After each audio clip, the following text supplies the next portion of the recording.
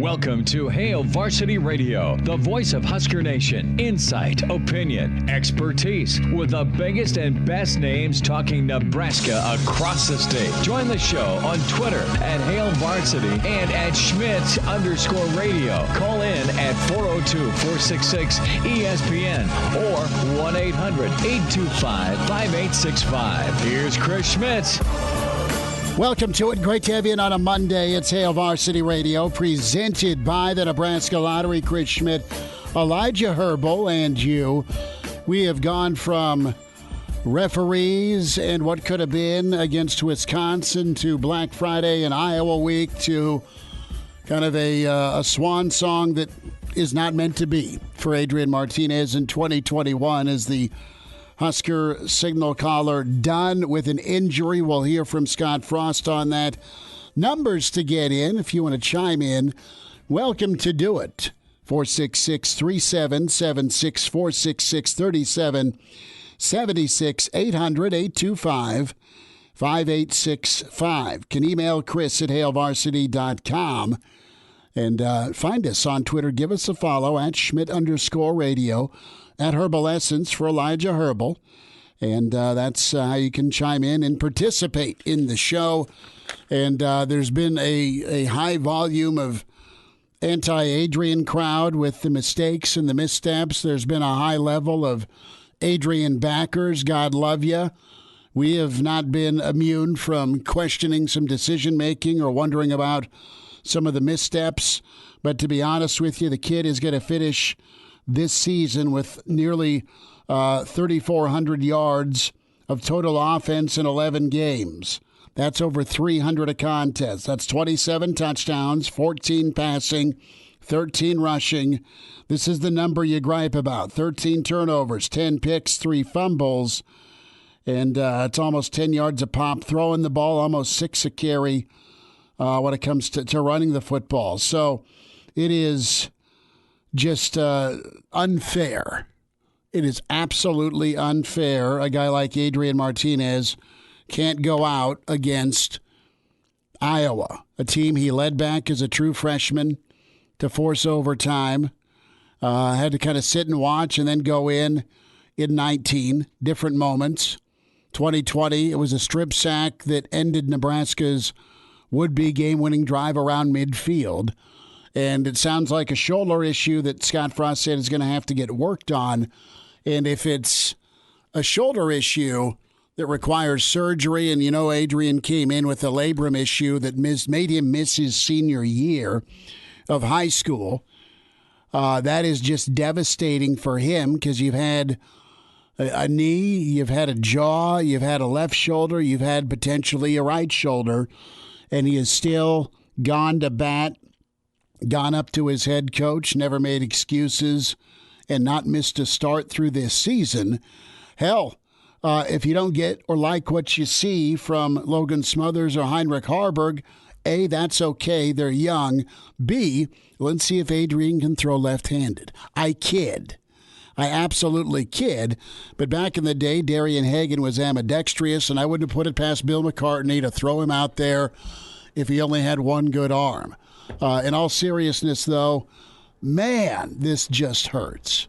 What hurts even more is think about the second half and the rhythm Adrian got in against that defense and almost pulled off a win. Think about Adrian with a jacked shoulder going in and getting the tying touchdown at 28 apiece on that quarterback power in the fourth quarter. And then think about not getting a defensive pass interference call to prolong a drive and give Adrian a chance to force a go-for-two moment. We gave you the numbers to get in. So if this is it for Adrian, and I think it is. I think it is for Adrian. I think he walks on Friday, and I hope you as a Nebraska fan, I never, ever, ever tell you what to do as a fan. It's your right. It's your voice. But I hope if you're in the stadium on Black Friday at 12:20, 12:15, 12:10 for kickoff, and you watch this group of seniors that sold out and gave their all, I hope you're on your feet. I hope you're applauding. I hope it's a moment for the JoJo Domans the Ben Stilleys, the Deontay Williamses, the Markel Dismukes of the world, the Adrian Martinezes. I hope it's as loud a standing ovation, and I hope it's a memory they take with them the rest of their life, similar to the ultimate tunnel walk senior day moment ever. And it was even pre-tunnel walk, the silent applause for Kenny Walker against Colorado November 3rd, 1990, where Kenny Walker, hearing impaired, and the all 76,000 at the time, you put your hands up, you put your thumbs out, and you shook your hands, and that's how you applaud to hearing impaired. That's how you do it in sign language. So, long and short, man, you got to be loud and proud for these guys that are suiting up and some that are not suiting up. And Elijah, I don't know about you, but I wanted to see Adrian, whether it would have been his last game or not. I wanted one more rodeo from him. Just because it's Nebraska and Iowa, just because it's one more chance to see greatness, insane athletic ability, and that riddle that has been Adrian.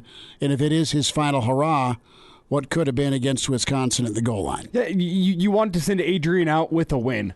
For the 4 years of Adrian, for the ups and downs that he's faced in his Husker career, though the winning record hasn't been what you wanted it to be, he still gave his all for this program. He laid it on the line every single week. He was playing through injuries. He carried himself with dignity and respect and class and maturity, and everything he did here at Nebraska, whether or not the on-the-field performance was there from the team as a whole, Adrian brought it every single time. And I think you wanted to see him go out with a win on senior day. If this is the last season for Adrian, I think you wanted that moment in Memorial Stadium where Adrian Martinez could kind of have his moment of being like, it was after 4 years, it wasn't all what he wanted. It wasn't what we wanted as Husker fans, but you wanted to send him off the right way. And it's an unfortunate way, if this is how his Nebraska career ends, it'd be an unfortunate way for him to be coming out of the locker room on senior day without the pads on, not suited up. And it feels like it's going out. It's not going to look right. Yeah, it feels like it's you're going out with a whimper instead of going out with a roar, and that's not what it is. But that's almost what the optics feel like. Well, this is the reality too. Knowing Adrian, he's probably going to say, "Hey, Logan, let me borrow your jersey." Hey, Rook, go get me some water. I'm kidding, of course, but here is Scott Frost. The announcement from Frost, and he doesn't do this unless it's season ending. This is season ending, no more number 2. Yeah, you guys know I don't really talk about injuries unless it's season ending. We have one game left. Adrian won't be available. He has a shoulder injury that he's going to have to get addressed after the season. Happened in the first half Saturday. He's such a tough kid. I didn't expect him to play in the second half, and he came up to me right before the second half kickoff and said he wanted to go. Played well, played tough.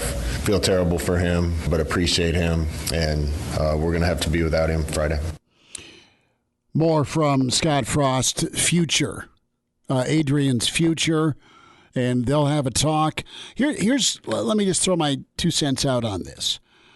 If you're Adrian Martinez, and if it, God forbid, is, and I don't know. I'm not his doctor, nor do I play one on the radio. But if it is that same shoulder that he hurt in high school, if it is a second labrum issue, all right, does that end his career? I don't know. But it's not that he wouldn't try or couldn't come back, but it's just going to take more steam off your throw, right? And is there a program that would take Adrian Martinez with a second bad right shoulder or a second injury to said right shoulder, and could he go to a program and win that job? Or is his best shot coming back another year at Nebraska because of knowing the system, a chance to rehab here and go win a job, even if they go transfer portal, or Smothers delivers a win on Friday, or Hurrdat comes in and plays hero like he did in the spring game? I mean, I'm just throwing out options. And you're also forgetting here, I don't think it's the most likely of options, but it's a pretty weak quarterback class in the NFL for the NFL draft. If anyone looks into that, it's not the strongest class we've ever seen. There's still going to be quarterbacks that are going off the board at the top of the first round because they always do. But deeper down the board, it is not the strongest quarterback draft class. So I also wonder, with all these injuries he's been accumulating in college, if he just says, you know what, instead of trying it another year somewhere else, let's just go while I still have time on my body. Let's go try to make it in the NFL, trust myself. I wouldn't be incredibly shocked if I saw that. I'd be surprised. I think he needs another year of tape to show NFL teams. But when I look at the mistakes he made this year, for the most part, I don't think he was the sole root cause of the issues. I mean, look at both the interceptions on Saturday. One was Oliver Martin not selling out, trying to help out his quarterback and catch a pass, and on the other one, his arm was hit on the way through, and it led to a lame duck type pass. So I don't think he had the talent around him to show his true ability during his time at Nebraska. And maybe he says, you know what, before I accumulate any more injuries, before I pick up, God forbid, a career-ending injury in a final season of eligibility in college, let's just go give it a shot in the NFL. I hope this isn't one of those. All right, I hope it's not career-ending. Of course not. With the same shoulder. But anytime your shoulder clicks when you throw it and you still want to go in, that's the other thing. There can be some backlash. Why the hell is Scott playing a guy with a jacked right shoulder? Why is Scott playing with a guy with a jaw? Listen, this team is being led by performance and by example by the Adrians of the locker room. Right? Adrian's looked up to in the locker room. He's respected in the locker room. How you earn that respect is through performance and toughness. And the performance has been there from a stat standpoint a lot of times, not from the win-loss standpoint, but he's given his teammates know they've been in most games because of him. And his teammates also are forgiving, knowing that, hey, he's not perfect either. There's some games that, you know what, there was a couple of bad calls on his part where he forced it or tried to do too much, and there's your turnover. So there's give and take, but I think there's mad respect for him. There should be. And with Adrian, it's really got to be up to him with his future, where he wants to go, what he wants to do. I just hope he can recover and give Ball some more opportunity. Back to Frost on that future. You know, I talked to him after this, and I think he needs a little time and space from, this has been a challenging year. We made a lot of progress. He's played really well most of the entire year. Team's played well most of the entire year. We haven't got the results we wanted. I think we can talk about those things after Iowa. We need to be focused on Iowa right now. We'll check in with Greg Smith in 7 minutes. Coming up, Casey Rogers has had a fantastic season at defensive tackle for Nebraska. Old number 98 going to join us in 20 minutes. And then in hour 2, Mr. Blackshirt Charlie McBride. And Coach will be with us at 5:05. His take on Wisconsin, his thoughts on Iowa, his take on Adrian's career, if it is indeed it for him in Lincoln. And then Jay Moore, some thoughts from Blackshirt Jay. This is Frost specifically when the injury went down. He was rolling right and threw one and kind of got hit as he was throwing, and it wasn't much of anything at all. I think he just braced his hands out to kind of catch himself, and we didn't know the severity of it at halftime until we got back and examined everything. I think he had told us he had some clicking in his shoulder and didn't know if he could throw with the same velocity that he usually threw with. Like I said, I didn't expect him to play in the second half, and he came up to me and said he wanted to go, and I said, I'm going to let you play if you feel good enough, and he gutted it out. So what does a game plan look like with the new quarterbacks? Have you seen enough of Smothers to have some hope for Friday? And as soon as this information came out by Scott Frost, Nebraska and the friends in Vegas, Nebraska was favored by -4. That number dropped a little bit, but now it's completely flipped to about 1.5 or so in favor of Iowa. So Adrian's worth just a little shy of a touchdown when we talk about Vegas, odds, and point spreads. Okay, so that's big. That's really big. But Harburg, I'm intrigued by, and I think there could be some packages for him. I'm okay with seeing what these two can do. And if the line's still only, I don't think this thing climbs up to 12 or 10 or 8. I think it's going to be at worst maybe 3.5 the other way for Iowa. Could maybe climb up to maybe a touchdown. But I'm anxious to see Smothers.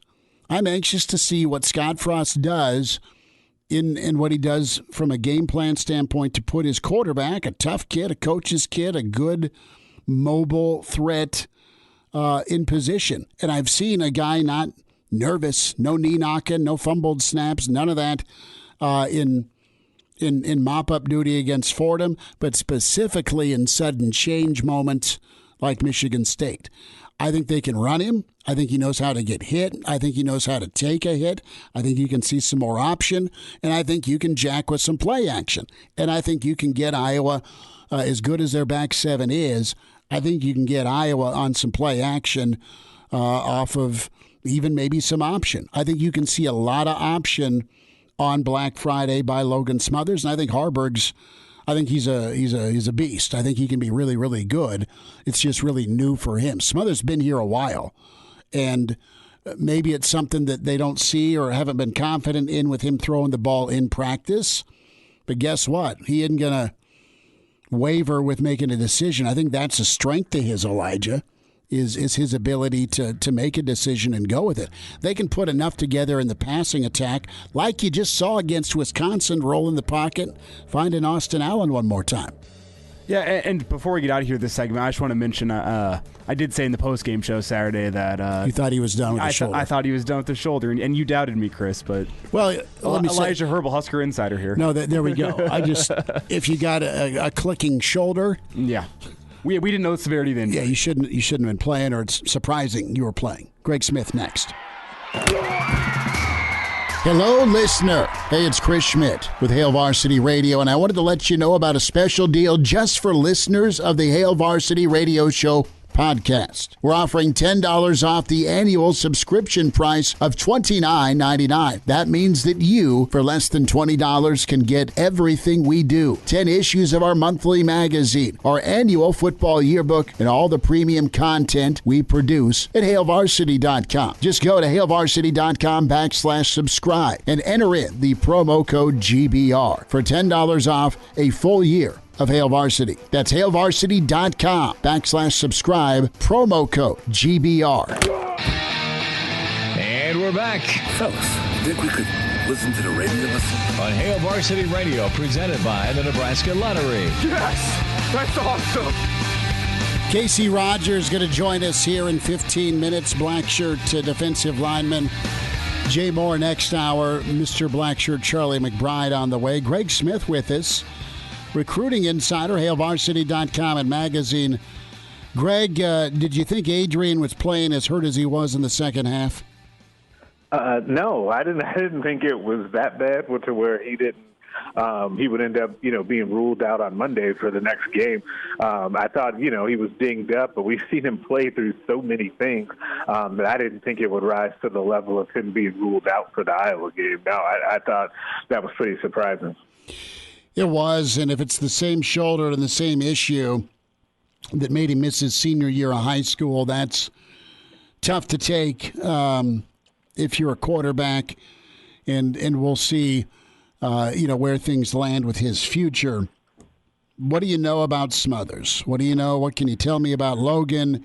You have gone in depth with Logan. You've covered him during recruiting. You know the family.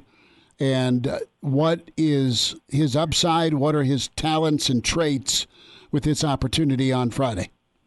Yeah, I think that, first of all, I think he's going to be a guy that's really ready for this moment. It's been a couple of years now that he's been on campus kind of waiting, for his time. Remember, he was also committed to Scott Frost and his team for a couple of years. He was actually committed before Luke McCaffrey was, in the kind of the order of how that all went.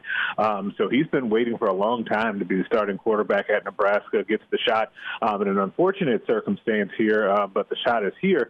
I think you're going to look for a kid that gets the ball out out quickly. He does have an accurate arm, not the strongest arm in the world, but it is accurate. And he's really good at running the football. Like, we've seen that in the little spurts that he's been able to play this season. He's been able to get upfield and make a couple of plays with his legs. It's a tall task against this Iowa passing defense and that front seven that they have, for that matter. But he'll be ready to go on Friday.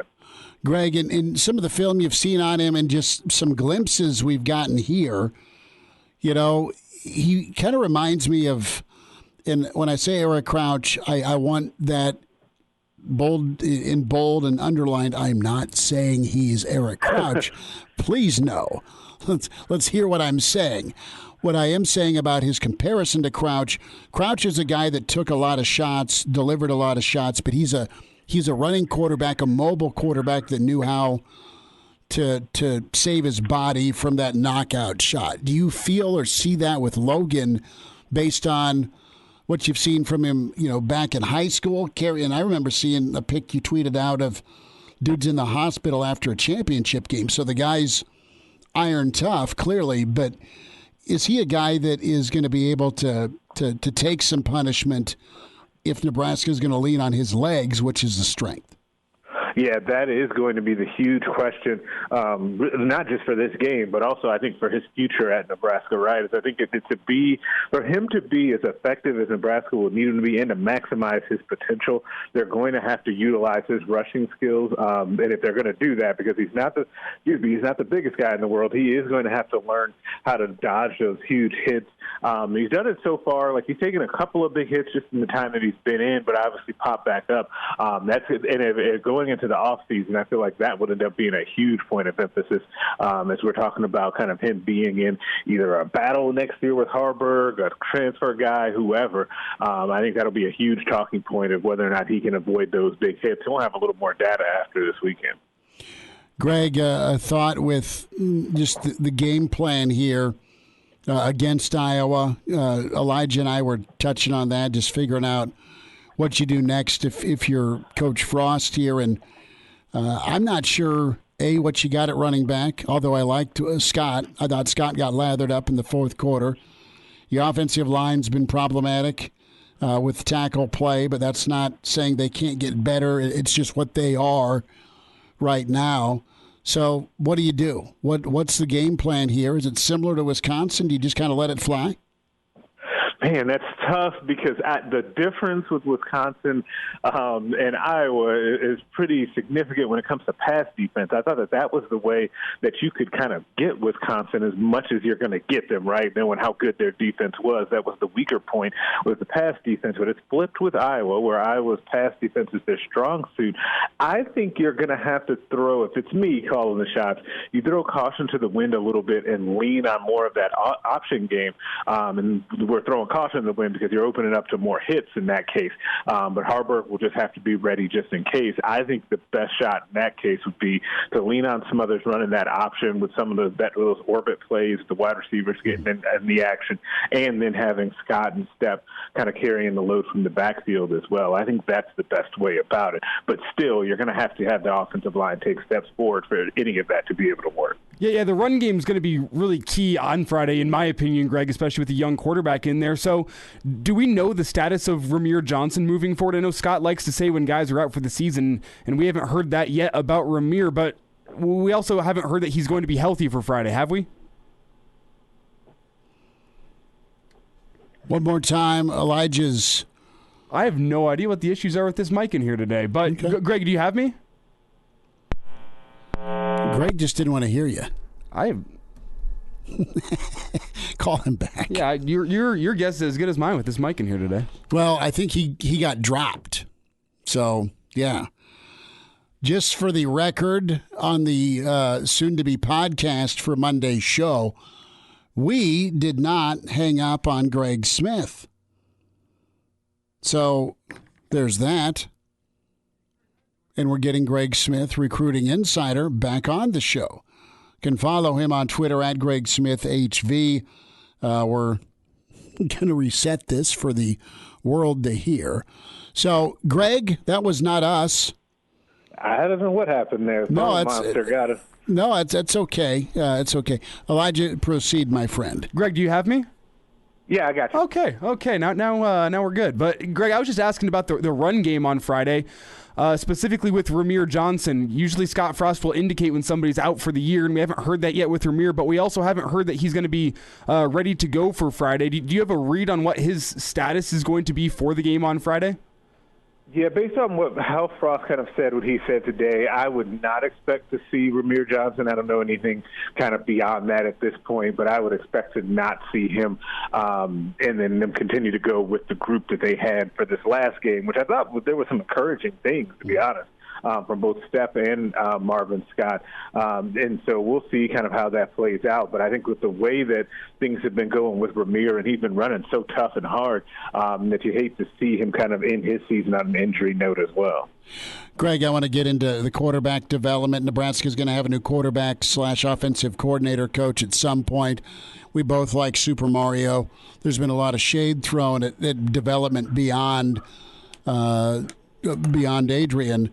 So what's your read on things with that? Do you think both the backups are ready? That's not saying they go win, but do you think whether Hurrdat gets 5 snaps or 50 snaps or Smothers goes all 4 quarters, do you think the development has been there, or do you think the development can be improved by the next hire? The weird thing is we just honestly don't know. Like, and I kind of, because of the way you kind of even said that with, we don't, beyond Adrian, we don't know about the development. But if you think about it, Adrian has taken, like, far and away the majority of the snaps, right? He's been a 4-year starter and been, kind of prolific, as we saw with the record that he broke over the weekend, right? And the 2 quarterbacks that have taken have started games here during Adrian's time here are no longer here, in part because Adrian has remained the starter and was always kind of going to be that guy. So we don't know is really the answer there, and we'll get our first kind of answer on that on Friday. But I was kind of jazzed up to see how these guys end up going out there and performing. I know Frost left the door open for Hurrdat to get some snaps too. We'll see if that was gamesmanship or if they plan on doing some tricky stuff with 2 quarterbacks. But yeah, I think we'll start to find out the answer to that this Friday, and that's kind of a big opportunity for Logan Smothers. Greg, with recruiting, kind of give us your gauge in communication with some of the kids for the 2022 class. Where are things at despite changes on the offensive side? It doesn't feel or sound like Nebraska's lost anybody, but how are things progressing with this class here as December 15th looms? Yeah, definitely. It will be here before we know it, right? I think Nebraska's in good shape with their 2022 commits.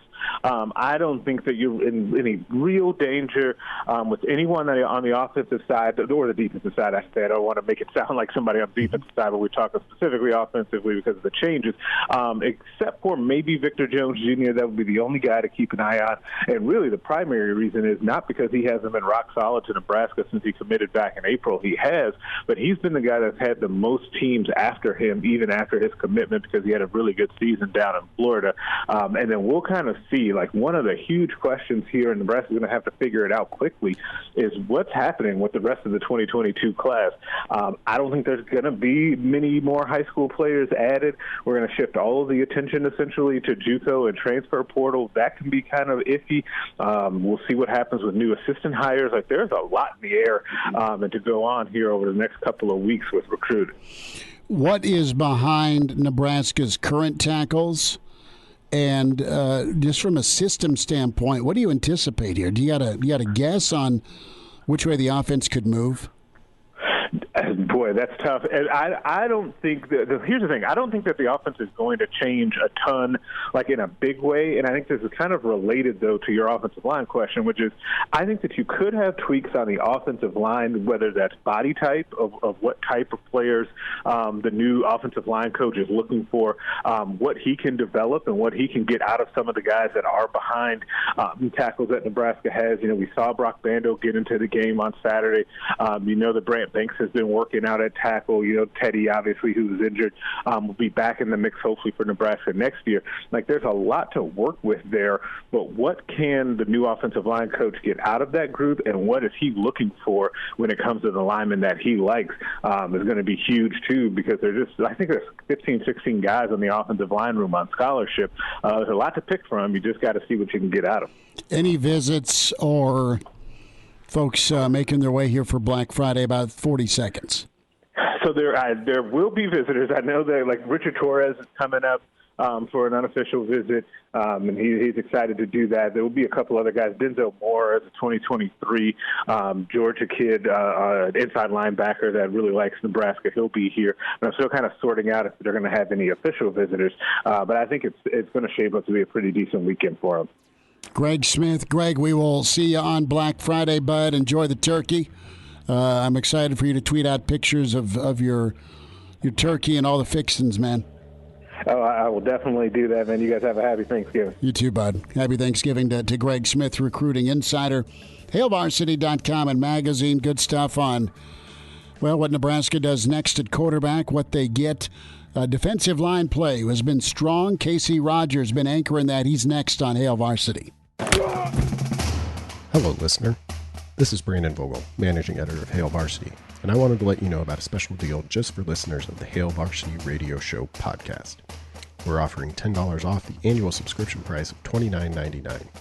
That means that you, for less than $20, can get everything we produce, 10 issues of our monthly magazine, our annual football yearbook, and all of the premium content we produce at HailVarsity.com. Just go to HailVarsity.com/subscribe and enter the promo code GBR for $10 off a full year of Hail Varsity. That's HailVarsity.com/subscribe, promo code GBR. And now, back to Hail Varsity Radio. A few minutes here, Casey Rogers with us here, Hail Varsity Radio. So we're going to get to football in a minute, but sports media major, correct? Yes, sir. Yeah. I'm in my senior year of my sports media and communications major. A couple more months until I'll have that degree, and I'll be out in the sports media world, being a journalist. You're smiling about that a little bit. Yeah, no, I'm excited. Sports is something I've always loved. It's something I like to keep track of, and it's something that I can say I can go to work and enjoy doing. So it's I look forward to that. Yeah, my wife doesn't think I work, like ever, but she's a nurse, so I kind of bow to that. But, Casey, let's talk a little bit about Saturday, Wisconsin. Man, I thought the defensive line had great push. I thought there was great penetration. I thought the D-line really held up well against that offensive line. As you kind of put Saturday behind, how did you feel like you played and the rest of your group up front? Yeah, I'll start with the group. I think we did do a really good job. I think the plays they got were little mistakes that could have been easily fixed or avoided.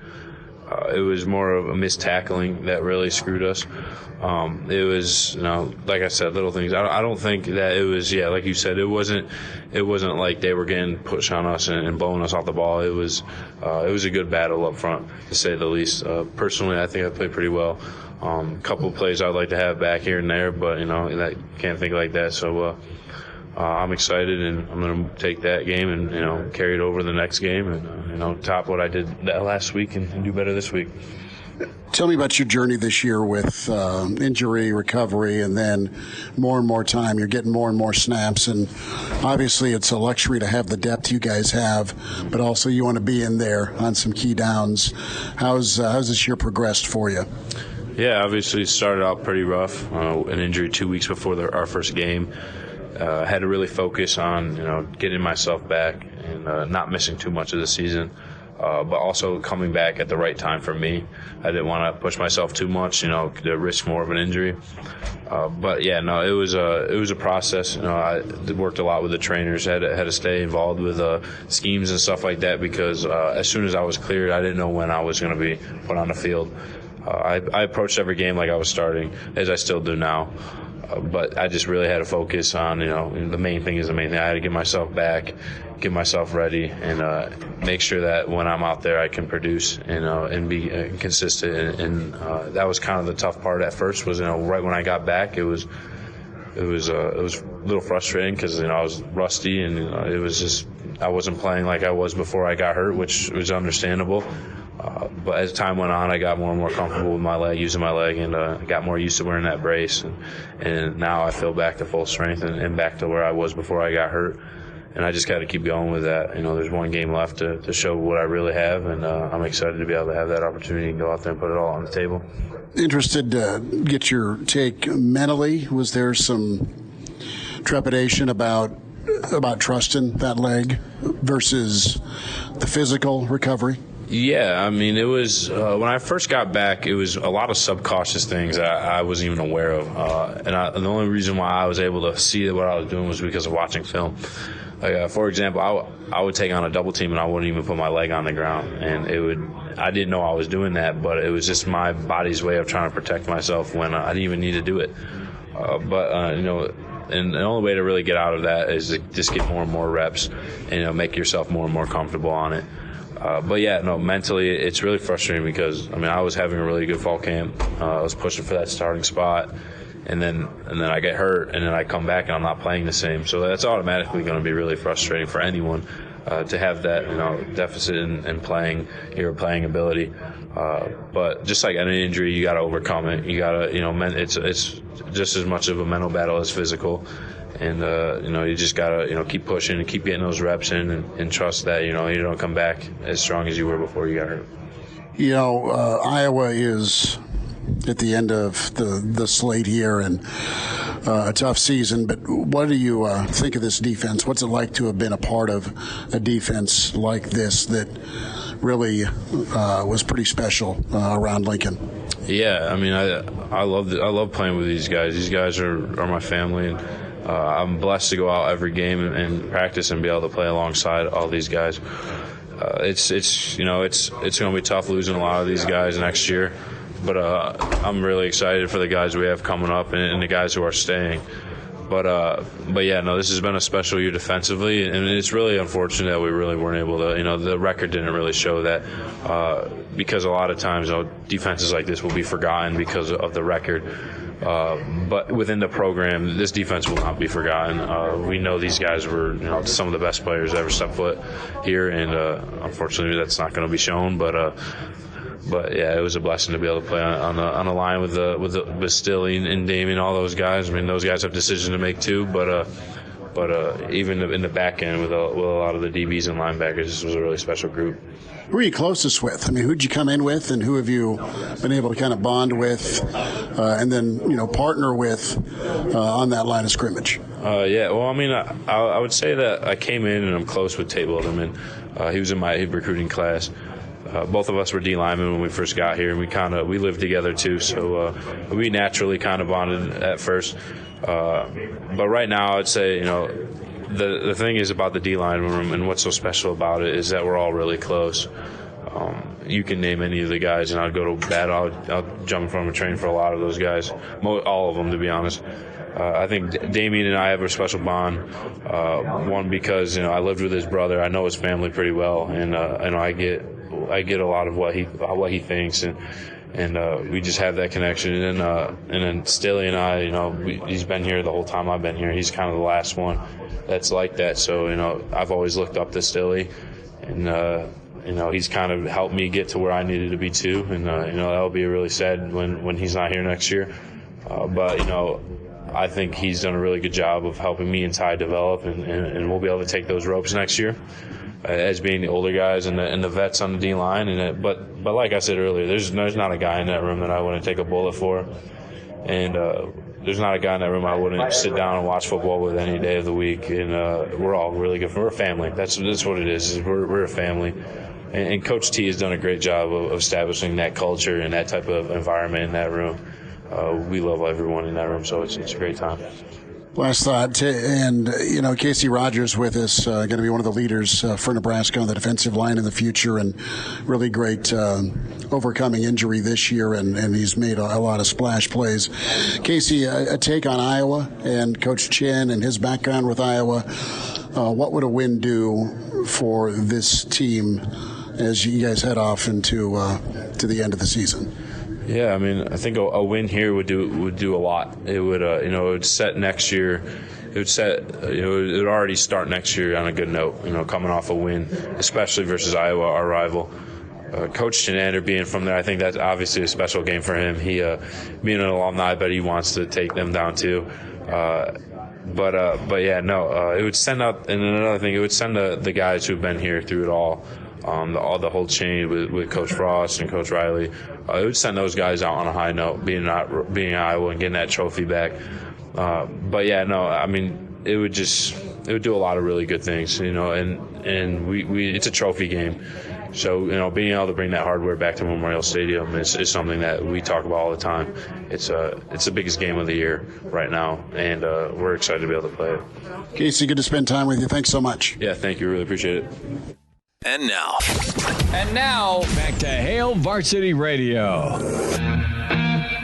One final time this hour, Mr. Blackshirt Charlie McBride coming up here at 5:05. Chris Schmidt, Elijah Herbel. On a Monday, more thoughts on no Adrian for Black Friday. What does Nebraska get out of the quarterback room?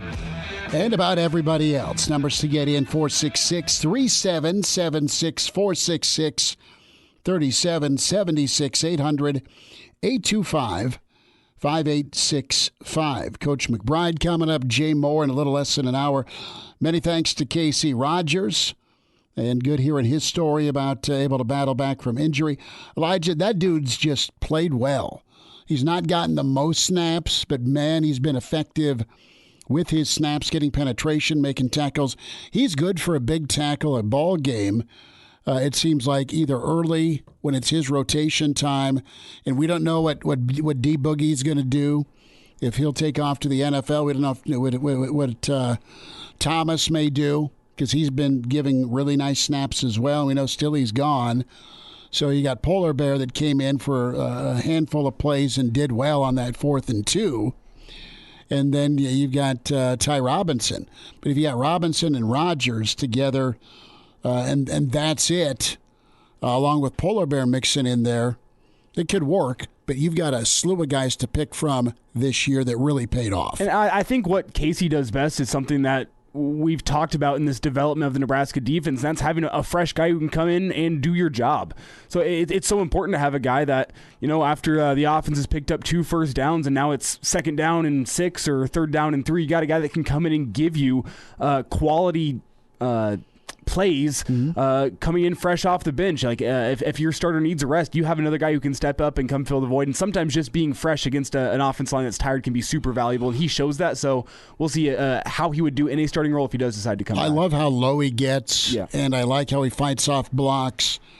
And I really appreciate his quickness, because I think that's what he possesses. And you heard him talk a little bit here about just trying to train in yourself, just your mind, because he was on one leg trying to take a double team on, right? Because he was worried about that leg. But, man, it's good to see him back. And I know probably about the 4th, 5th game of the season, he was more of himself. Reminder about buckling up. There's over 1,500 crashes each year in Nebraska involving an impaired driver. Driving drunk, buzzed or high, never acceptable. Law enforcement officers working every day to stop it before more people are killed or injured. If you're going to drive, don't drink. If you do drink, designate that sober driver and get a ride share. A DUI costs more than you think. Brought to you by the Nebraska Department of Highway Safety Office. We are on the road. I know it's a holiday week, but want to see you down at the Single Barrel to get the Thanksgiving holiday kicked off. We're there Wednesday, 4 to 6, a road show Wednesday before Turkey Day. So bring your crew, bring your friends, and even family. Hey, they're invited. Maybe father-in-law needs a drink, or maybe wants a giant steak. Maybe that will improve your standing. A little preemptive strike, so to speak, before Christmas and the holiday season. Take him on down to the Single Barrel. We're there 4 to 6, and then Black Friday, it is on. You're going to need a drink to get through Black Friday. Whether it's Black Friday spending, it's Nebraska, Iowa. Whether it's the politics that came to the kitchen table on Thursday, or at the bar. The bar, 16th and P. Seth and Gregors were there 9 to 11 in the morning. Real Red Reaction following Nebraska, Iowa, Hour 2 next. Pardon the interruption, but I'd like to save you some money. Hey, it's Chris Schmidt with Hail Varsity, and I wanted to offer listeners of this podcast $10 off the price of an annual subscription. That means that you, for less than $20, can get everything we produce. 10 issues of our monthly magazine, our annual football yearbook, and all the premium content we produce at HailVarsity.com. Just go to HailVarsity.com/subscribe and enter in the promo code GBR for $10 off a full year of Hail Varsity. That's HailVarsity.com/subscribe, promo code GBR. Welcome to Hail Varsity Radio, the voice of Husker Nation. Insight, opinion, expertise, with the biggest and best names talking Nebraska across the state. Join the show on Twitter at Hail Varsity and at Schmidt_radio. Call in at 402-466-ESPN or 1-800-825-5865. Here's Chris Schmidt. Welcome to it, Hour 2. It's Hail Varsity, presented by the Nebraska Lottery. Chris Schmidt, Elijah Herbel. As we'll check in with Mr. Blackshirt, Charlie McBride, Monday with Charlie coming up. And we'll say hi to Jay Moore here, too, before the show is done. We'll weigh in on Bud Crawford's incredible title defense. Just a great fight we got to watch on Saturday night. A fight that happened in Madison that almost went to... well, 2-point conversion land, but was not to be. Nebraska, Wisconsin. We bring in the legendary defensive coach, Hall of Famer Charlie McBride.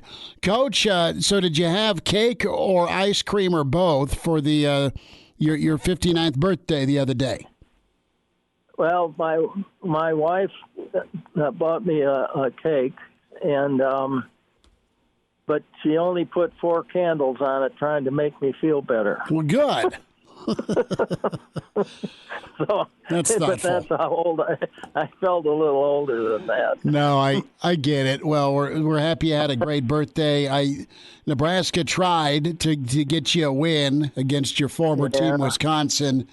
Let's start there. What did you think of Nebraska, Wisconsin? I want to kind of get your take on the defense and tackling to get us going. Well, overall, it was a interesting game because every time they scored, we scored. Mm-hmm. It was kind of up, and it was, it got to be the same old thing at the end: throw a balloon up there, and then a bad call, and then a holding penalty, and all kinds of stuff was thrown in for color. And it just turned into a mess. And of course, the kid that played for them, the young kid, he's 17 years old. Mm-hmm. He really was, really outclassed everybody, and I think on the field that day, he really is something. And I'm sure that he won't last long. He'll be there with the 2 years he can be there, and then I'm sure you'll see him at 20 years old in the NFL. But I was happy the way the effort. The effort's always been there, and that's to me, I look at all the other things. There's a lot of mistakes. There's a lot of, problems with young linemen and things like that. But and the tackling, like you said, was. I was wondering if they were teaching them to click their heels together or what was the program.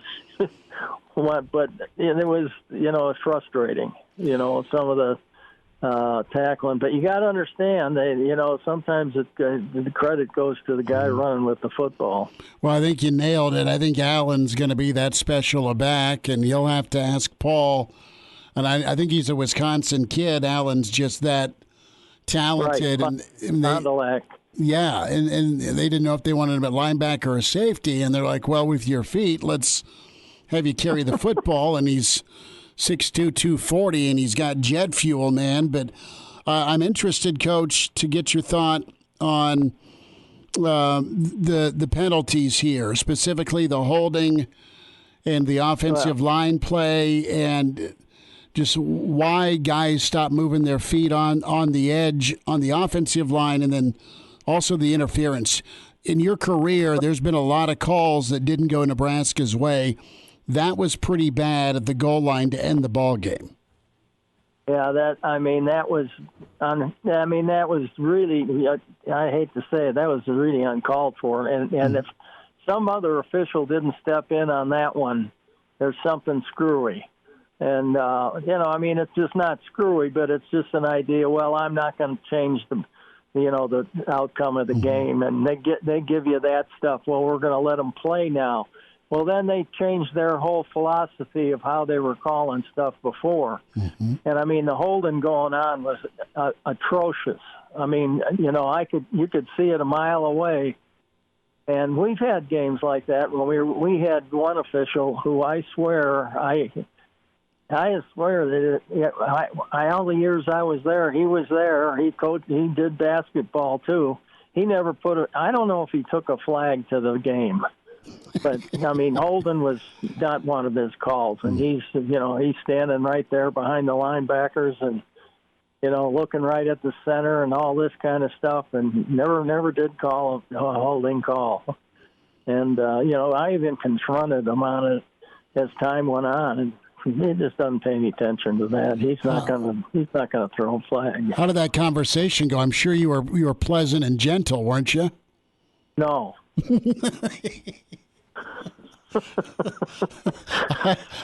I'm sure you were roaring. I'm being sarcastic with it, but we played Washington, and I got 19 hands to the face by Washington. And I mean, to talk about guys getting their necks broken, I thought we were going to have one of those. Mm-hmm. So I took them all, put them on film, sent them to the head of officials, and asked him, I said, I don't want it. I just want a statement from you. All I want you to do is tell me what you saw. And I never got a response. Charlie, I have my own perspective here. I umpire some baseball around town, and I have my own perspective on if it's going to change my calls whenever a coach comes and gets up in my face and airs his grievances with me, if you will. But do you think that getting up into a ref's face and saying you're missing calls and airing your grievances, do you think that that'll help you get calls, or will it hurt you down the road?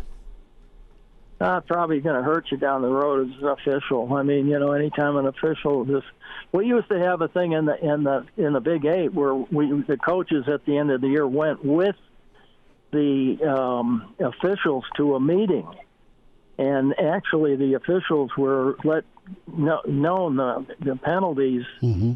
That they blew in front of the coaches. I mean, that's pretty cool. Yeah, well, I mean, they don't have it. And the reason I know that is because Tom couldn't go, and he sent me down to one of them. And I was kind of taken back a little bit by it because they were getting chewed out, and they were, there was some stuff going back and forth. And, of course, we just sat there, and took it all in. But most of the coaches knew what the calls were, and they actually had a recording of the top 10 bad calls, and one of the calls in our game was number 1. So, wow. It was an interesting thing, and I don't think they do that anymore. I don't think they want to put their put it on pay-per-view, man. Put it on pay-per-view. Charlie McBride's with us, Mr. Blackshirt, on Monday with Charlie. Coach, Adrian Martinez hurt his shoulder, played the entire second half with a hurt shoulder, played well enough to win. Couple of interceptions were in there, but, man, he was a warrior. If this is the last we saw of Adrian in Madison, what do you think of his career? Well, he did have a good career. I mean, you just wonder how many other times he was hurt. You don't know, and most kids like him just keep their mouth shut and just play if they can. Mm-hmm. And that's just the way things are. And you don't want to tell the coach, or you don't want to tell the trainer, because the trainers are more protective than anybody. I mean, because I really, believed in them, because it helped a lot of kids. A lot of times you go to places where coaches push kids on the field, and ours didn't. Mm-hmm. And I was happy for that, because I wanted them well, and even if it meant a game they missed. But I give the kid credit for, he's a tough kid. And I'm sorry to see that he isn't going to be able to play, because I think, he was a big thing, a big part of even though we didn't win a lot of games and do that, he still was a big part of the program. Real big part, and what he was able to do was keep you in a lot of ball games. Coach, to the offensive line, what's the next step for Nebraska's offensive line? I mean, what are they working on here in winter and beyond? Because I think there's some kids that have talent down there on the line of scrimmage. Well, I think there is when you get big kids that are young, they can't move their feet. You can watch it in basketball probably more than any place, really. Mm-hmm. You get a big, tall kid, he's gangly, he's hanging around, his feet don't move good, he can't do a lot of things, he doesn't jump good, he doesn't do things. And I think it's just a matter of getting more maturity. Because really, to be a left tackle, say, for example, you really have to be athletic. And at this point, you can't say he's really athletic, but at this point also, you can say that he's going to be a good player. You can see that he is going to be a good player. And, you just hate to see that because, you take a game like this, and if you were Iowa, what do you think they're going to do? They're going to come hayaka. They're going to come after whoever the quarterback is. And, they're not going to just sit there and back off and play. They're going to try to shake him up and get some sacks and, really get him out of rhythm. And so it's going to take a monumental effort for all the linemen this week. Let's talk about the defense. You've had to go to Manhattan, Kansas with a third-team quarterback who's won a lot of state championships back in the day. That's Matt Turman. And, boy, did your defense bring everything that day against a really good K-State team. You also had to play most of a season with a really talented guy and legend in Brooke Beringer when Tommy was out. What do you tell the defense in moments like that when it's a second or third team quarterback that's got to go out there and take the snaps? They knew it. They knew what they had to do. They knew that the game was, they had to be the dominant factor on our side at the time. But again, the thing that was a little bit, eased up things a little bit was the fact that we had such a good running game. We had some really good players that could run the football, and if we could keep that going, I think that was part of the plan, is to keep it, just get time off the clock and try to get first downs and get in the end zone eventually. But, as it ended up, we ended up going with the Terminator, and he did a great job, and all the guys were behind him, 100%. And, and as it ended, we won the game, but it really made everybody feel good that he did the kind of job that he did, and I think it really boosted his ego a lot because, when you're third team, you're just kind of hanging out, assuming everybody is okay, but, and his heart's in the right place. Mm-hmm. It still is. He's quite a kid. Charlie McBride's with us here on Hail Varsity Radio. And, Coach, whenever you have a backup quarterback starting this last game of the year against Iowa, a rivalry game, how much pressure do you think the defense is going to be feeling going into this game, knowing, the offense probably won't be as efficient as it has been in games past, so they know a lot of pressure is going to be riding on them? Well, I think, there's two things that are going to happen. One, the defense is going to know that what they have to do to win. They know they're going to have to play maybe their best football game, and that can happen. The other thing is I think you might find a little bit of something come out of the offensive line that maybe you didn't expect. And, that can happen because I got a little something that I didn't expect a little bit out of the offensive line against Wisconsin's defense. Mm-hmm. And probably we had more action against, Wisconsin than most teams did. As you go through the year, as good as their defense was, and the players, they have some very good players. They got some older guys that are really special. Some of them were getting knocked around a little bit.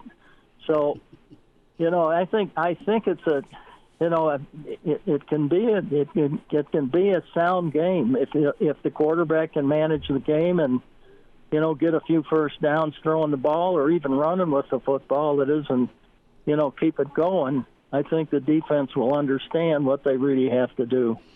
Coach, last thought, and we want you to have a happy Thanksgiving. What are you feeling on Black Friday here? Do you think Nebraska can get it done? Yep, they can. They can get it done. They're at home, and they got people behind them.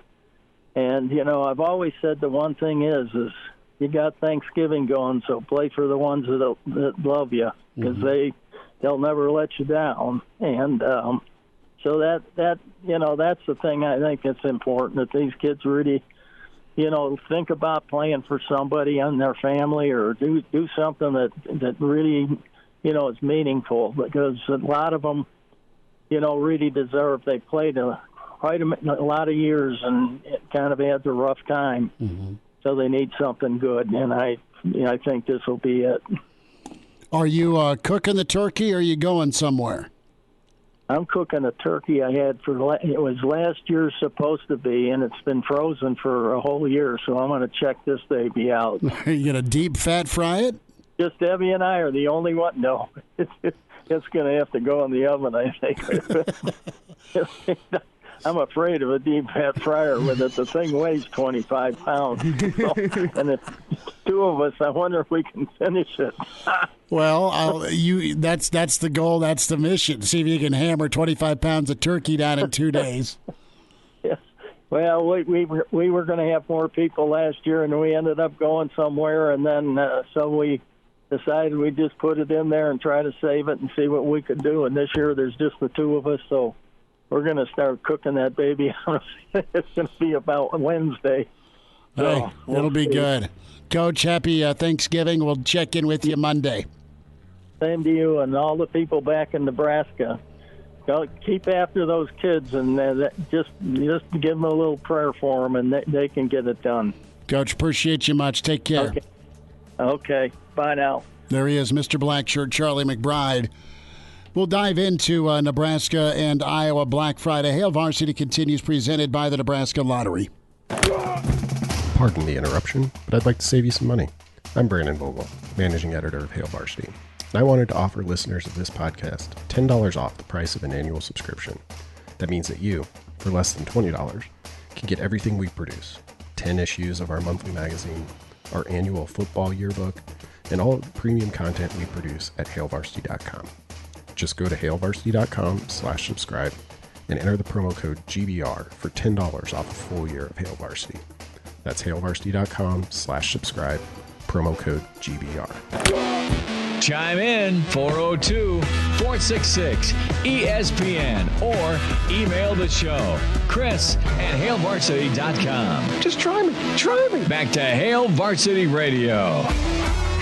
All right, open phones here until we check in with Jay Moore about 5:40, 466-3776, 466-3776, 800-825-5865. Next man up. You've had to feel that and deal with that if you're Nebraska on the defensive line, on the offensive line, and running back and wide out. Now you have to do it at quarterback.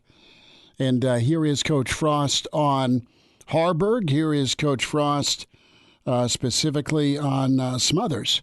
They're going to be next up. We'll see who wins out. It's probably going to be Smothers, but you could see some Harburg. Logan and Harburg are both taking rep. We'll get them ready. They've both done some really good things in practice. Logan's done some really good things in the game, and I got confidence in him. It's good to know that there's confidence. So I ask you, what's your confidence rating right now with Nebraska and their Black Friday showdown with Iowa? The line has swung completely. It is now Iowa by -1.5, about a 5.5, 6 point swing, because that's what Adrian's worth running this offense. Can Nebraska win the game without Adrian Martinez? There's been clamoring from time to time for Logan. There's been clamoring for a new quarterback. You may have seen the last of Adrian on 4th and 20 from the 21. How apropos. And that could be it when it comes to his career in Nebraska. He could hit the portal. We're talking 6 months after shoulder surgery, likely from a rehab, which means May. And May is not spring. I mean, it is spring, but it's not spring ball. So if there's giant changes to offense, or let alone the language you have to learn, and you go get a portal quarterback, or you like what you see in Smothers, or there's this Harburg factor, which we think he can be really good because he's a good kid and he's talented and he's smart. I mean, there's all these variables floating in the air here with Adrian. So I ask you point blank, can Nebraska win without Adrian Martinez on Friday? My quick answer is yes, but it's going to take an incredible effort by the Black Shirts. It's going to take an insane effort by the Black Shirts. It's going to take an effort that is Michigan State-esque, and they did not bring to the party at Wisconsin. I want to say something, too, about Wisconsin and Nebraska and the tackling. And Travis Fisher addressed it. Make the easy tackle. Nebraska didn't do that. They tried to make the knockout tackle a few times. And Iowa's crafty enough with their play action and their run game that they could just wear you out a little bit. Now, they're a mess at quarterback as well. And their run game and their offensive line has not been as spectacular as past years. And they're kind of a work in progress defensively, but it's that back seven that's spearheaded 26 takeaways, okay? And that's how Nebraska loses the game. That's how Nebraska has lost to Iowa, is special teams and takeaways. Well, one thing Adrian's been guilty of, and it's not all been his fault, but he takes the bar tab for it, is interceptions and fumbles, okay? Sometimes it's a strip, sometimes it's him being careless throughout his career, and sometimes it's a defense making a play because they beat an offensive tackle. So we don't know about Smothers. We've seen limited reps, 7 for 11 throwing the ball, 13 rushes for 69 yards. Listen, I think Smothers can get it done, but it's going to be the best, despite Iowa's offense, it's going to be the best defensive performance of the season for Nebraska.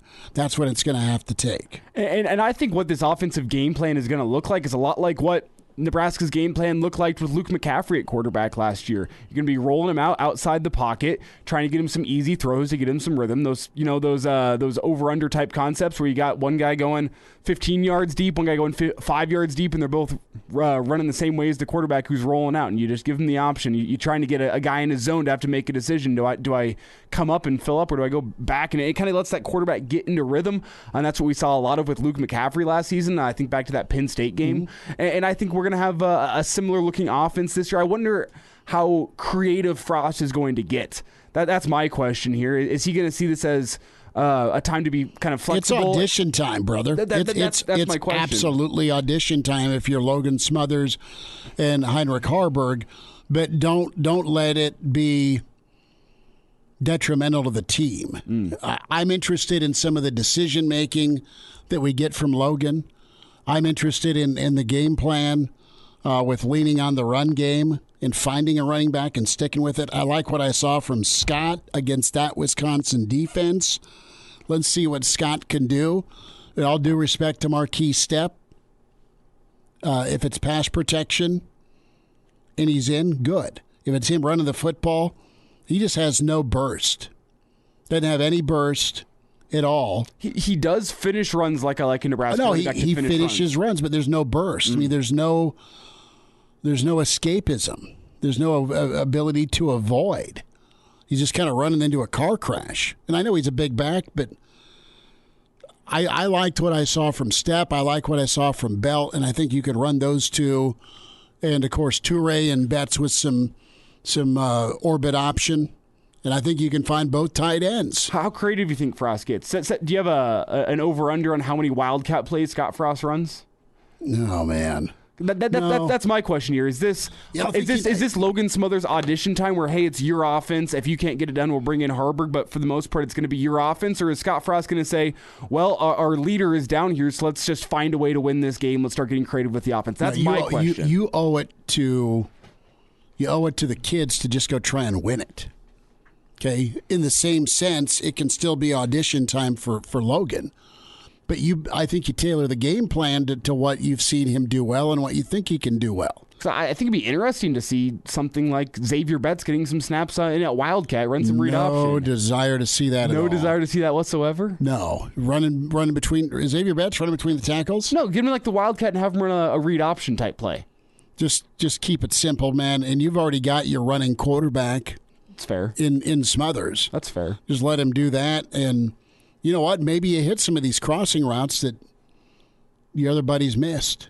Because there were open throws that haven't been completed, and it'll be interesting to see too where the protection is and is not. Because Iowa's good, but they're not like kind of vintage crazy man off the edge. Iowa. Van Valkenburg is still really good, but he's not AJ Epinesa. No, but he's kind of their version. Mm-hmm.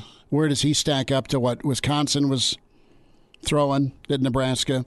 Where does it stack up to Mafe at Minnesota? Where does it stack up to the Greek freak from Purdue? Yeah. And then the two badasses from Michigan and Hutchinson and Kajabo. So both those guys are going to have fun trying to make millions or more millions against Ohio State this Saturday. So, no, I think Nebraska can absolutely win. Can Nebraska win without Adrian Martinez? Yeah. They've lost with him playing at a high level. They've lost with him playing not his best football. So you get a chance to see against the rival here what it's all about. Let's hear about the rivalry from Eric Chinander.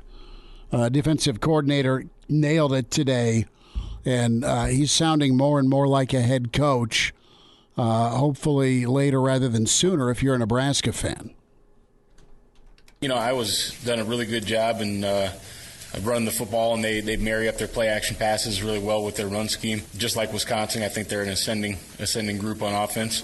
Obviously, we got to tackle better. That's no secret. I thought probably last game we did not tackle well as a group. Thought we attacked some run fits probably a little too fast, and that's on me. I had those guys wired up to really go hit those run fits and try to make that thing real small. As everybody watched the football game, some of those runs got bounced around a little bit in the backfield and popped loose on us, which was very unfortunate. But I think some of that's definitely on me, not on the kids. But you know, when we're playing a game like this, obviously the guys up front got to do a really good job. They got to take this game over for us, and then I think as a group we got to tackle the ball carrier better. We got to leverage the ball better, and we got to do a better job of getting the guy on the ground. So that was Chins on some of the shortcomings against Wisconsin. Listen, Coach McBride alluded to it with some of the holding. I retweeted just an awful, awful missed hold on Henrich. We're talking bear hug from behind. We're talking full Nelson from behind. And then that was the 53-yard burst by Allen that he popped for the go-ahead 35-28 touchdown. Horrible. Just brutal. I mean, holding happens, but this was assault, brother. I mean, it was horrible. You can't come up and hug. Did you ever hold and hug from behind? No, because it would get called. Yes. Yeah.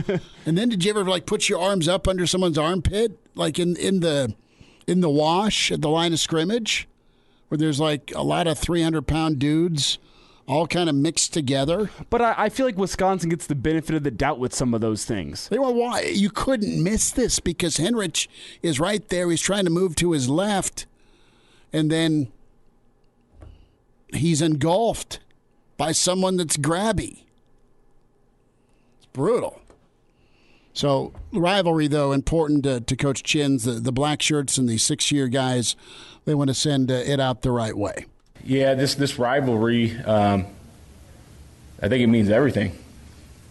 I know our guys want to win. They want to win a game in the last stretch here, but they want to win this one. This game's got a trophy involved. Anytime there's a trophy involved, it's a special football game.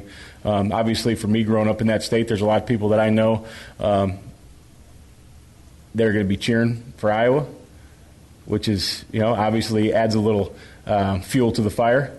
There's going to be a lot of people I know in that state that are going to be cheering for Nebraska, and I know that they're wearing black shirts gear to the game and or to the bar or wherever they're watching the game, and they're going to take a lot of heat and I know they're doing that for me and for the Huskers, so that means a lot. But this football game, this is one that I think is kind of earmarked on everyone's calendar all year, just because this is the battle for the border right here, and we have to start winning some of these games before you can take the next step in the program's rise, if you will. And I think these games are big in recruiting.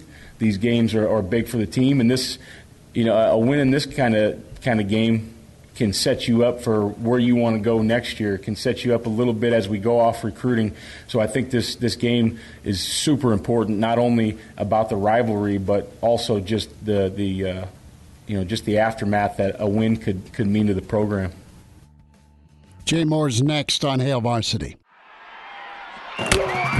Like what you hear, high-quality radio and podcast is part of what we do at Hail Varsity. Hey, it's Chris Schmidt with Hail Varsity Radio, and I wanted to offer listeners of the Hail Varsity Radio Show podcast $10 off the price of an annual subscription. That means that you, for less than $20, can get everything we produce, 10 issues of our monthly magazine, our annual football yearbook, and all the premium content we produce at HailVarsity.com. Just go to HailVarsity.com/subscribe and enter in the promo code GBR for $10 off a full year of Hail Varsity. That's HailVarsity.com/subscribe, promo code GBR.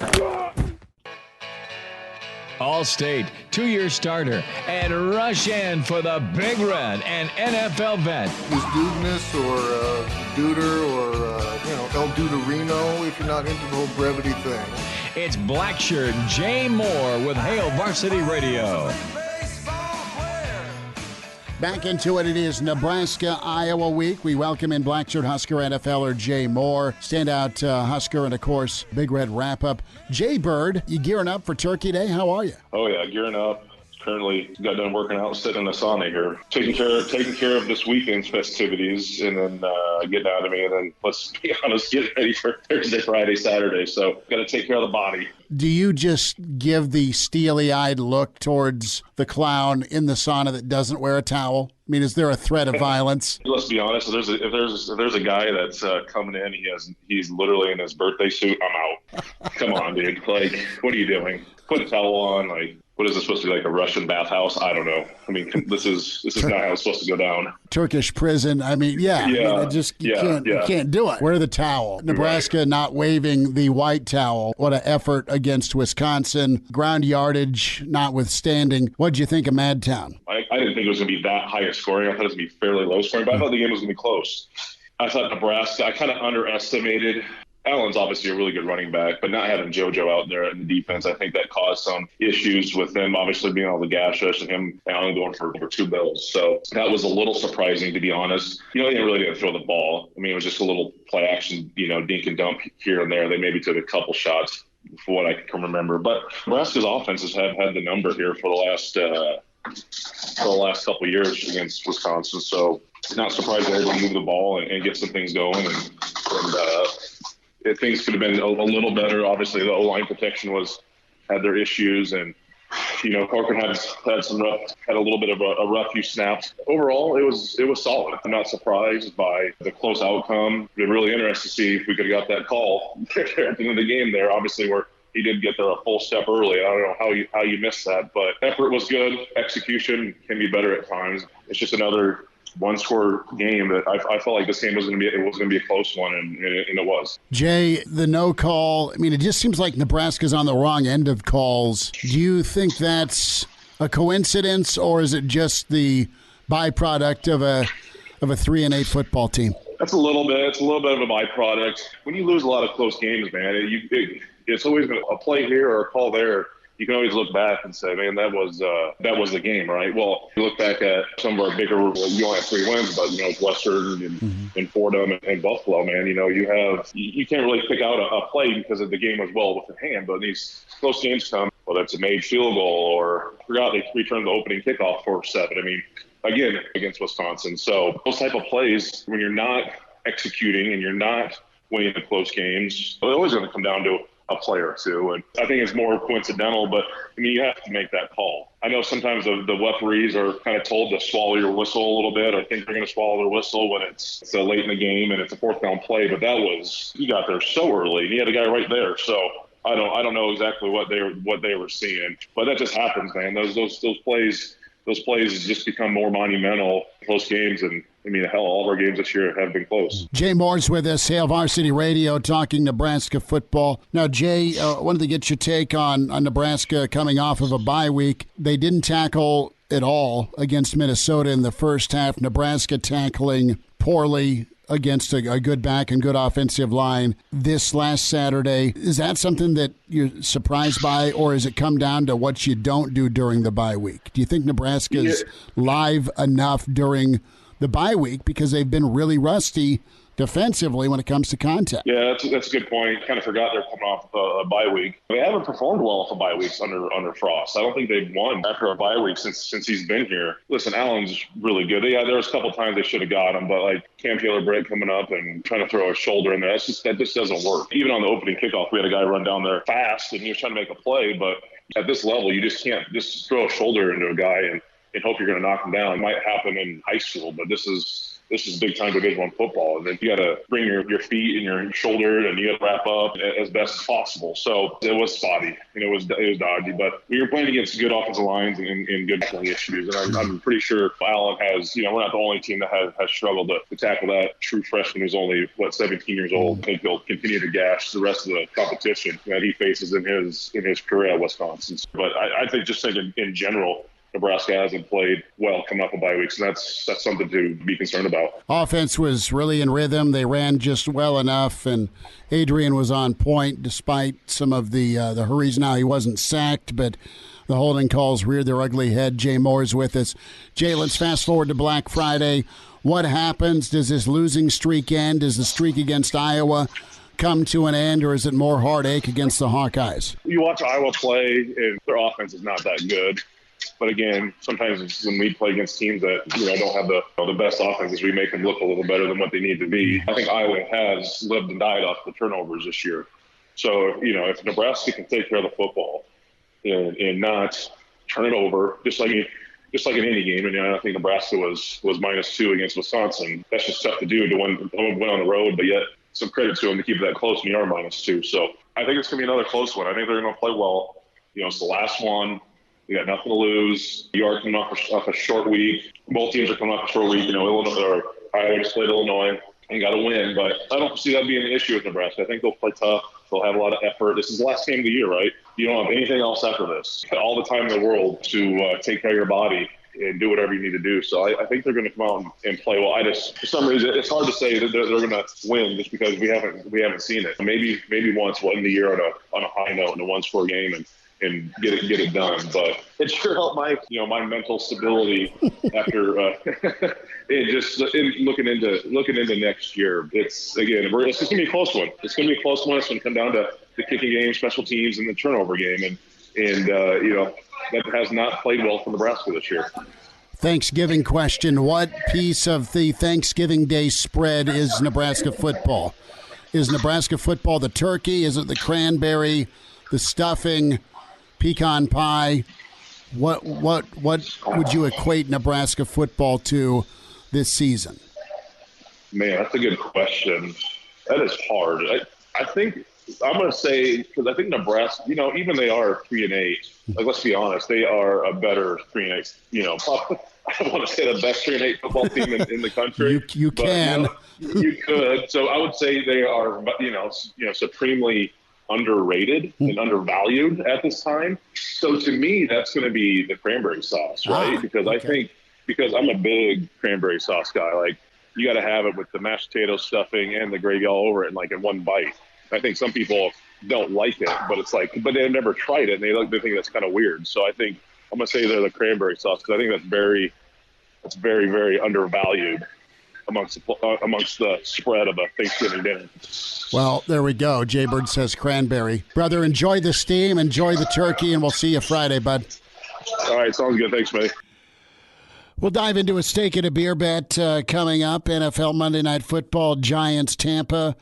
Jay Moore and Steam Room Etiquette Elijah Herbel, you have something to say?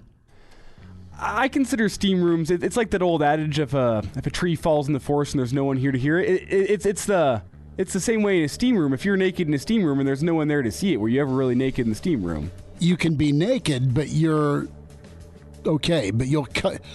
If there's someone else in the steam room, I'll throw that towel on. But if I'm solo in there, I'm going comfort, man. We'll wind down on Monday. It's Hail Varsity, presented by the Nebraska Lottery. Like what you hear? High-quality radio and podcasts are just part of what we do at Hail Varsity. I'm Brandon Vogel, managing editor, and I wanted to offer listeners of the Hail Varsity Radio Show podcast $10 off the price of an annual subscription. That means that you, for less than $20, can get everything we do. 10 issues of our monthly magazine, our annual football yearbook, and all of the premium content we produce at hailvarsity.com. Just go to hailvarsity.com/subscribe and enter the promo code GBR for $10 off a full year of Hail Varsity. That's hailvarsity.com/subscribe, promo code GBR. Miss us? Come here, brother. Give me a hug. Bring it in for the real thing. We're on call for you. Catch the podcast at hailvarsity.com, the ESPN Lincoln app, or download them on iTunes. Saddle up, partner. Back to Hail Varsity Radio. One final time on a Monday. Tomorrow, Mitch Sherman going to be with us, Scott Docterman of the Iowa Athletic. He covers Iowa anyway, the Athletic, so excited there. Rick Kaczynski, he did time on the Iowa sideline and Nebraska sideline. We'll get his take for Black Friday. Another Tuesday with Kaz on Hail Varsity. Wednesday, we are locked in at the Single Barrel Roadshow pre-Turkey Day festivities and fun. 4 to 6, come see us inside the Graduate at the Single Barrel. Some amazing drink specials. They're all special there. 250 whiskeys. Yes, please. Take the father-in-law out or just escape the father-in-law. Period. And then Friday, the bar. Black Friday Roadshow from 9 to 11, 16th and P. To go see, sit in and get primed up with Seth and Gregors, great folks at the bar. And Lazari's. So at the bar, 9 to 11 pregame Friday. Myself and Elijah Herbel. And then postgame, real red reaction. Think Meg's going to lock in and Hooksy will pop by. And Elijah Herbel may stumble by to say what's up. Oh, there's a high likelihood I'll stumble. So you're on the doorstep of graduation. Yes, I am. And this is your last hurrah. My last Nebraska football game. Home Husker game. As a student. Yeah. Good for you. And you're still working in the morning. I'm damn proud of you. So. You're like, about that. No. I'll step up to the plate. But if we're at the bar afterwards and then I'm stopping in. I am taking care of you all night. That's what I wanted to hear. Yeah, I'm taking care of you all night. You taking care of my friends too? No. I just need to see what your friends look like. I'm kidding. Well, you don't have, it's just a group of dudes you're bringing in? Yeah, just a group of dudes. Okay. That's what I was wondering. Just dudes. Just guys being dudes. Okay, fine. Yes, I've got my snout on when I asked. You got to see what they look like. What I mean by that is, Elijah, you're a nice dude, and I'm sure you have some lovely friends as well. A cohort of lady friends is what you're referring to? I'm just wondering, you've played co-ed softball. Uh-huh. That's all I'm saying. Uh-huh. Yeah. How's this Bruce Pickens back pedal going? I personally, on Husker game day, my attention is focused solely on the Huskers. My attention will not be distracted by any dealings with women's on a Husker football game day. Hey, I had the best time. So we're watching the Crawford fight. Yep. And we get it, and this is the what you're waiting for here, Joe Tess. And another combination, beautiful work by Crawford. Kenny's on the apron, and he's stopping the fight. His father says it's over. Terrence Crawford has just stopped Sean Porter. We had husbands and wives yelling at one another, help me out. We have a DirecTV family trying to get an ESPN Plus account to go through. And right up until Crawford got in the ring, we were hoping to order the fight. My wife's like, so why is this Crawford guy so good? And then she's like, oh, about round 5 or 6 when Bud had it figured out. It was fun to watch the fight with my wife and a bunch of friends. It was a tough fight for Bud, but he got it done. Oh, it was pound for pound greatest in the world. Incredible. All right, talk to you tomorrow at 4. Thanks. A Hurrdat Media Production.